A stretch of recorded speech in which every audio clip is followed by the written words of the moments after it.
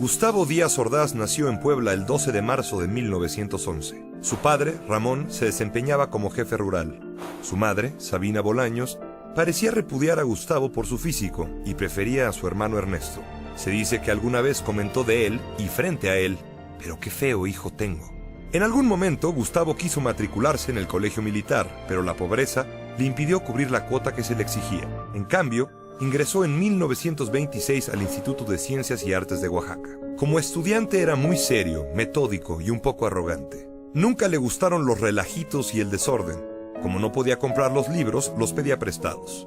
Compensaba la pobreza y la fealdad con el estudio, y años después con el cultivo de su bien modulada voz. Su única distracción era el básquetbol. Trabajó un tiempo en un despacho de abogados, pero en 1938 el cacique de Puebla, Maximino Ávila Camacho, advirtió su capacidad y lo nombró presidente de la Junta Central de Conciliación y Arbitraje. Un rápido ascenso lo llevó primero a convertirse en magistrado y, cuando apenas tenía 30 años, a la cima de la pirámide judicial de Puebla. Después, por orden de Maximino Ávila Camacho, el gobernador de Puebla lo designó secretario de gobierno. En 1942, Maximino le permitió contender por la Diputación Federal del primer distrito de Puebla, y en 1945 ascendió otro escalón, hacia una senaduría. Miguel Alemán Valdés, presidente de 1946 a 1952, lo apoyó a una costa de enfrentarse con el gobernador de Puebla. En la Cámara de Senadores, Gustavo formó dúo con otro senador que parecía su reverso exacto, el simpático y bien parecido Adolfo López Mateos. Cuando éste alcanzó la presidencia de la República, en 1958, nombró a Gustavo secretario de Gobernación. López Mateos y Díaz Ordaz se complementaban. Mientras el presidente viajaba, Díaz Ordaz le cuidaba el changarro. Con su característica mano dura, se encargó de solucionar huelgas, de arreglar la sucesión en San Luis Potosí y de acabar con los problemas suscitados por el movimiento ferrocarrilero. Durante la crisis de los misiles en Cuba, Díaz Ordaz tomó la decisión, él solo, de emitir una postura contraria a la Unión Soviética, mientras el presidente volaba desde Oriente hacia Hawái. Fue ahí que López Mateos decidió que Díaz Ordaz sería su sucesor. Así, Gustavo Díaz Ordaz fue elegido presidente para el sexenio de 1964 a 1970. Durante su mandato, el nuevo presidente proyectó sus complejos personales a la silla presidencial. Nadie ocuparía ese lugar con más angustia y soledad. El hombre más tenso y conservador, el que más gustaba del orden, el menos flexible, dirigiría al país durante la más rebelde y libertaria de las décadas. Díaz Ordaz se opuso a celebrar los Juegos Olímpicos de 1968 al considerarlos costosos. Personalmente, era honrado y hasta desapegado al dinero. Propenso a los enojos, sus rasgos personales eran útiles en el manejo de las finanzas, pero muy perniciosos en la política interior. El primer problema lo tuvo con los médicos, a causa de la gran diferencia salarial entre el IMSS, el ISSSTE y la Secretaría de Salubridad y Asistencia.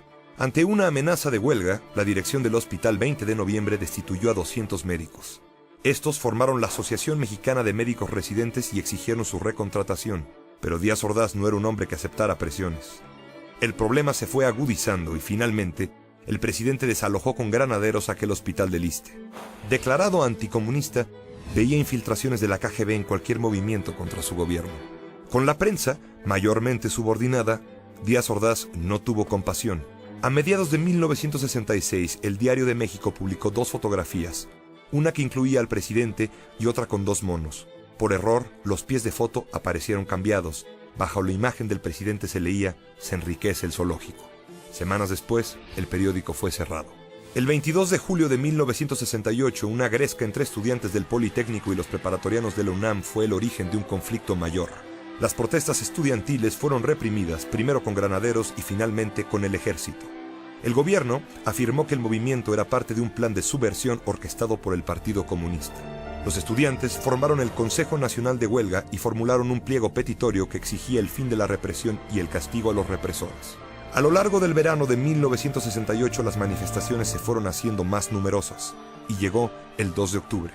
Después de un mitin en Tlatelolco, en el que había tomado posiciones el ejército alrededor de la Plaza de las Tres Culturas, un grupo militar vestido de civil, identificado por un guante blanco y bajo las órdenes de la presidencia, el Batallón Olimpia, comenzó a disparar desde el edificio Chihuahua sobre la multitud. El ejército repelió el ataque, aparentemente sin saber de quiénes se trataba.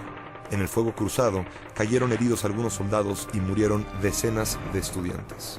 Un año después, el presidente admitió su responsabilidad en esos hechos, eximiendo de ella a su secretario de Gobernación y sucesor, Luis Echeverría. Asumo íntegramente la responsabilidad personal, ética, social, jurídica, política e histórica por las decisiones del gobierno en relación con los sucesos del año pasado. Gustavo Díaz Ordaz estaba convencido de haber salvado a México en aquel año. La certeza le acompañó hasta su muerte en 1979.